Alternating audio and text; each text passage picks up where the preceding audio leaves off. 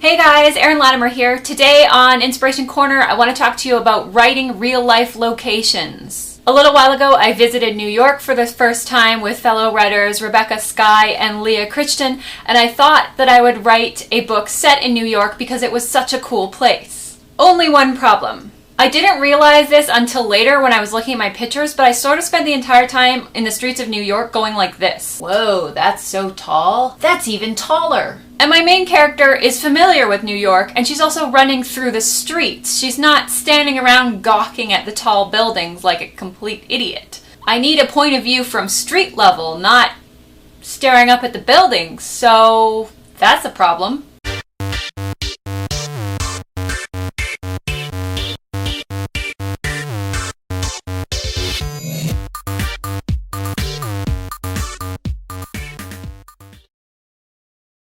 Here's the thing though, you don't actually have to have been to the places where you're going to set your story. A lot of writers don't have a lot of money. We're generally a broke bunch of people, so we can't travel the world and see every city that we want to set our story in. The good news is other people have done this for you. It's this beautiful thing called the internet. You can give yourself a crash course in any city in the world. If I want to get a really down-to-earth, gritty kind of street feel, I can look at pictures of New York on, say, Pinterest and get that same feeling as if I was actually there and not gawking up at buildings. Basically, you want to pick a city, read about it as much as you can, and then look up as many pictures and videos as you can get your hands on. If you're setting your story in a real town or city or country, you need to do your research. It's vitally important. Each city is going to be really different in its set of rules and culture, and your character's decisions and actions should reflect that.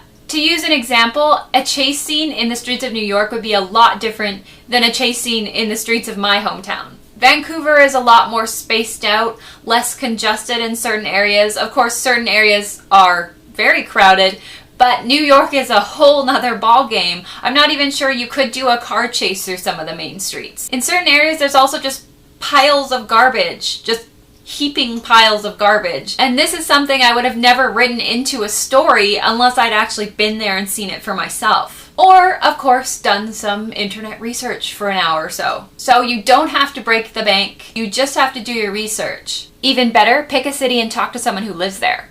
The internet is full of great writing chat rooms and forums.